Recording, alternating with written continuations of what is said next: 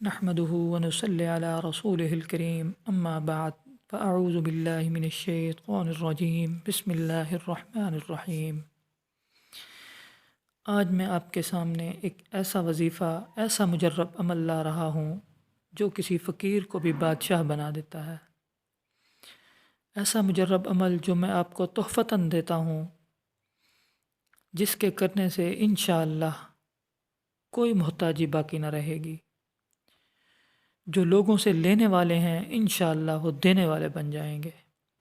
آج کل کے اس مہنگائی کے دور میں جس طرح لوگ زندگی بسر کر رہے ہیں، ہر انسان کی خواہش ہوتی ہے کہ وہ کسی کا محتاج نہ ہو، اسے کسی سے مانگنا نہ پڑے، کسی کے آگے ہاتھ نہ پھیلانے پڑے۔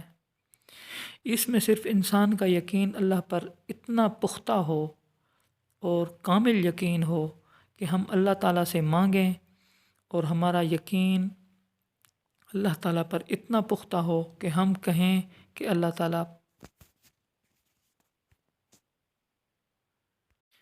کہ صرف دینے والا اللہ تعالیٰ ہی ہے۔ ہم لوگوں سے قرضہ اور بھیک تو مانگتے ہیں لیکن اللہ تعالیٰ کے آگے جھولی نہیں پھیلاتے۔ حضور اکرم صلی اللہ علیہ وآلہ وسلم کا ارشاد پاک ہے کہ جو لوگ دنیا میں بھیک مانگتے ہیں، لوگوں سے مانگ کر گزارا کرتے ہیں، وہ قیامت کے دن اس طرح اٹھائے جائیں گے کہ ان کے چہروں پر بالکل گوشت نہ ہوگا اور وہ کوڑ کے مرض میں مبتلا ہوں گے۔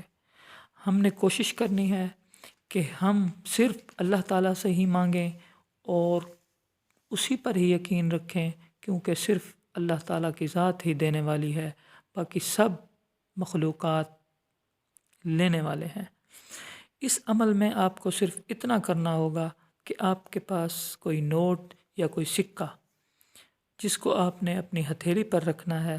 اگر آپ باہر کے ملک میں ہیں تو ڈالر، ریال یا درہم جو بھی آپ کے پاس ہو، اس کو آپ نے اپنی ہتھیلی پر رکھ کر اللہ تعالیٰ کے صفاتی نام جو آپ نے صرف 11 مرتبہ پڑھنے ہیں، اور 11 مرتبہ پڑھ کر آپ نے اس نوٹ پر، اس سکے پر دم کر دینا ہے، اور وہ نوٹ یا وہ سکہ آپ نے کسی غریب کو، کسی مسکین کو دے دینا ہے۔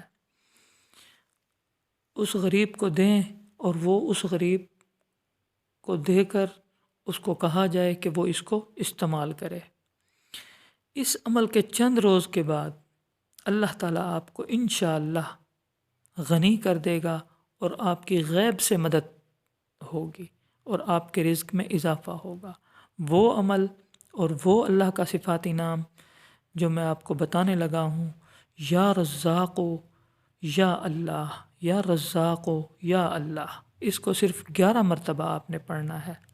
اور آپ نے ایک کام اور کرنا ہے کہ والدین، مرشد اور اساتذہ کرام اگر کبھی آپ ان کو تحفتاً یا ہدیتاً کوئی چیز دیں تو آپ کا جو دینے والا ہاتھ ہے وہ نیچے رہے۔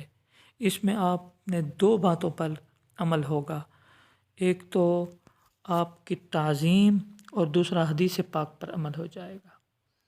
انشاءاللہ آپ اس وظیفے پر عمل کریں اور دیکھیں کہ کس طرح آپ چند ہی دنوں میں مالدار ہو جائیں گے۔ وآخر دعوانا ان الحمد للہ رب العالمین۔